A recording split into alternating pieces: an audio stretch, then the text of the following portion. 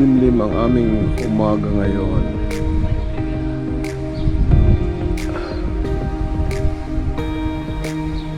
Ang aming kapaligiran. Nagsisibulan na yung aming mga puno. 3 or 4 months nito, naglalabasan na yung kanyang mga bunga. Ito yung farm ng aming kasama.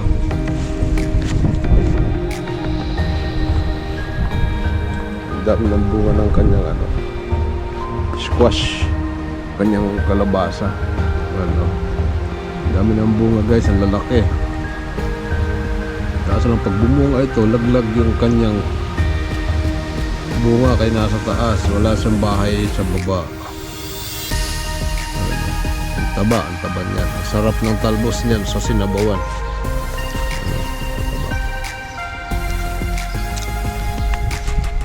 Kanyang chicharo naman is may expire na. Ngayon na nalantaan na. Tapos na yung kontrata. Tinalo na siya ng kalabasa.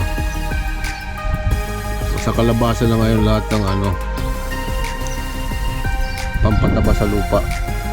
Kaya siya nangayayat na yan, nag-yellowish na yung mga dahon na iba.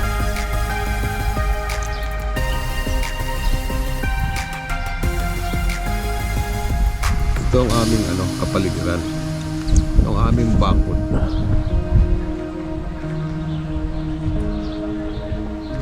Aming tinatabas halos kada 2 buwan. Dito kami nagtatabas ng damo na to. May kalawakan to kaya minsan nakakatamad. Lalo pagpagod ka na sa trabaho mo. Yan guys ang aming ngayon sitwasyon dito. Maulap, makulimlim siya.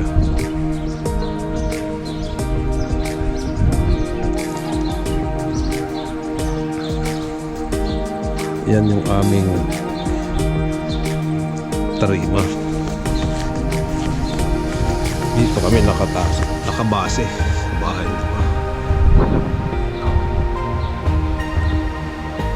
Yun yung aming pantabas ng damo.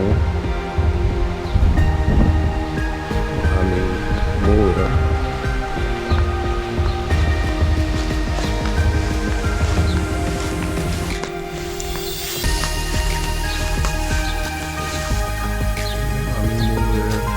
Grass cutter.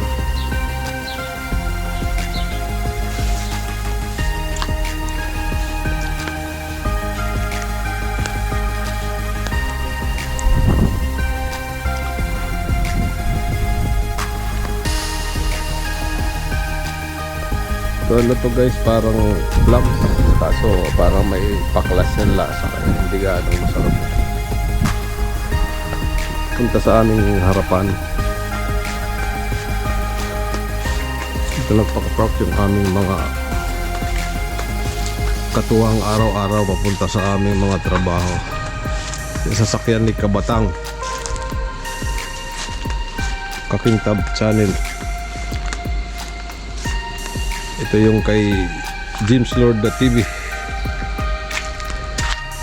Ito yung kay Chafag.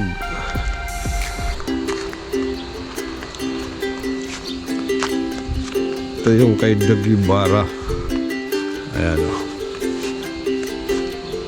I'm proud to be a Filipino.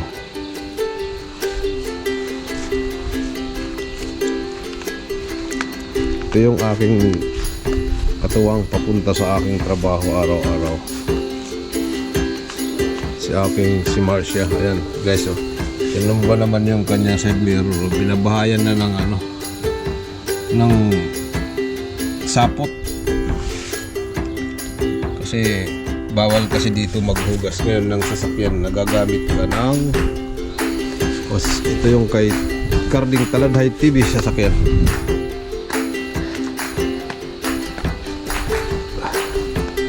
Kasi yung iba ngayon nasa galaan, sila GFS, sila James Lord. Ito yung sasakyan niya GFS TV.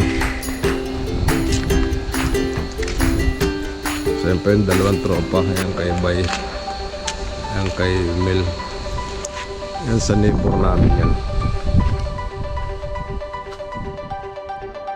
Tapos papunta doon sa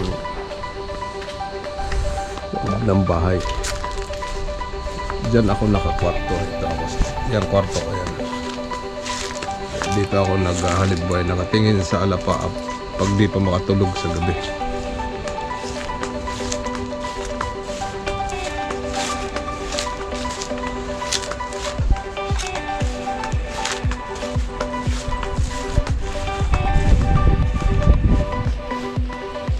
Malawak pa yan papunta ron sa kabila. May mga puno pa kami ron. May mga bunga nga ng ano doon eh. Plums. Kaso lang parang may asim siya ng konti kaya.